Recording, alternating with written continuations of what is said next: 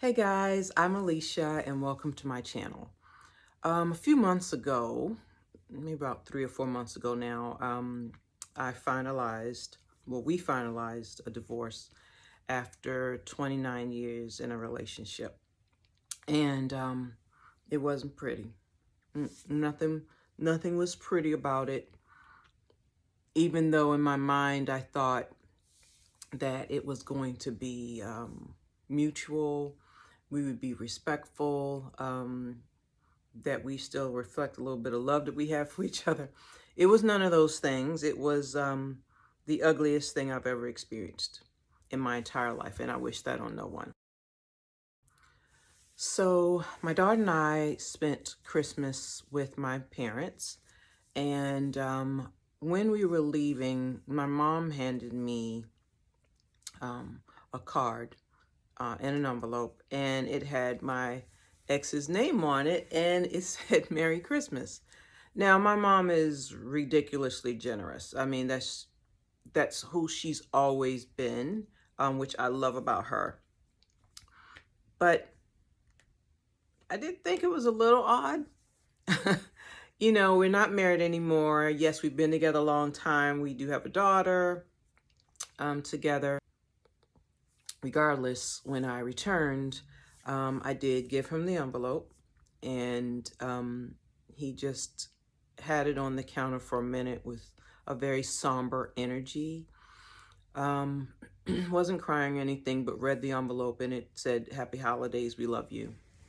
You know, mom and dad, or my parents' name on there, something like that. But to give you some context, in the last 12 months, he lost both of his parents, and this is the first Christmas that he spent without them. So I knew that this already wasn't an easy time for him, and, you know, just wanted to be sensitive to that. He didn't open it for a while. And the next day came, he came by to see my daughter, and, you know, our daughter, and still didn't open it. And I was like, "Do you not want the envelope?" And he was like, I'll get to it. And so he eventually did, and just kind of shook his head, but didn't say anything.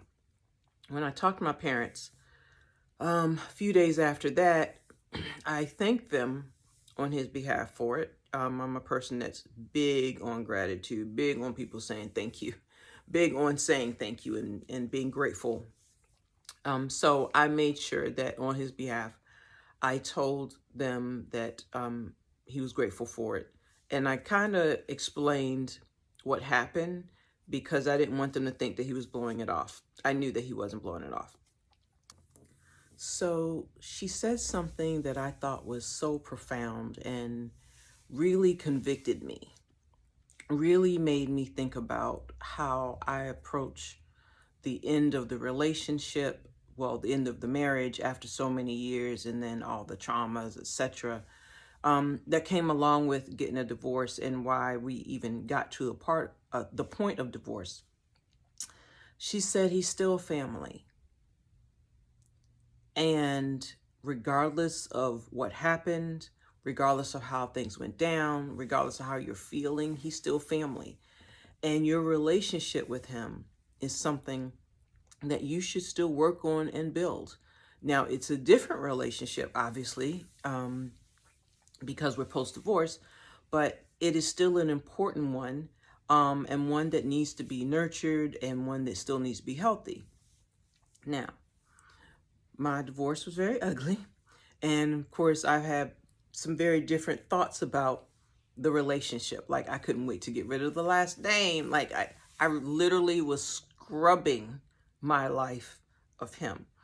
But I can't do that when I have a daughter. And even if I think we didn't have a daughter, he still was a major part of several chapters of my life, a significant part of several chapters of my life. So I love that. I just felt like it was such a mature thing to say. And it's such a mature place to be in a state of mind when it comes to a post-divorce relationship. Something else that she said is that our life should reflect our relationship with God. you want to talk about something convicting you, this is not even about religion. Okay? Nothing having to do with religion. But if you have any kind of relationship with God at all, how are you functioning? How are the things that are coming out of your mouth coming out of your mouth like they were for me? I was angry. I was hurt. It was a lot. It was a lot happening.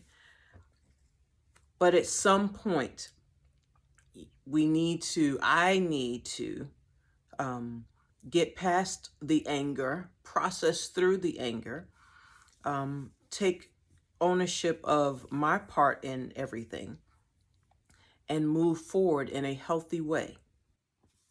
That's what's required if I'm honestly saying I have a relationship with God. My actions and how I move reflect my maturity.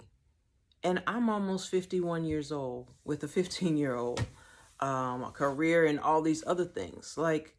But I'm being so immature. I have been so immature when it comes to my relationship with my ex. And that's not to say that I haven't tried to be civil and try to do all these things. I think some of my immaturity comes from me saying, you know what, forget it. I've tried and it hasn't worked and I'm still hurt and this person's still doing whatever, right? But our maturity levels, my maturity level should never be dictated by someone else and their actions. That is way too much control for anyone to have, when how they're acting predicates how I'm going to act. If we really want to heal, we got to get healthy. And if we really want to get healthy, we all have to grow up. Especially if you're like me and you are, have gone through a divorce or some other like traumatic end to a relationship. Like, it's hard. No one is trying to deny that it's not hard. It is hard. But we all want to be better. And if not, we're going to be stuck. We're going to be stuck here, and folks are going to be moving on with their relationships and with their lives. And we're like still bitter and just getting older and getting wrinkly. It's not cute. So let's all make a commitment to grow, mature, heal, and be healthy. And if you have some other tips or something that you want to add, please add it to the comments. I'd love to hear from you and interact and let's chat about it. Thank you so much for joining. And until next time, take care.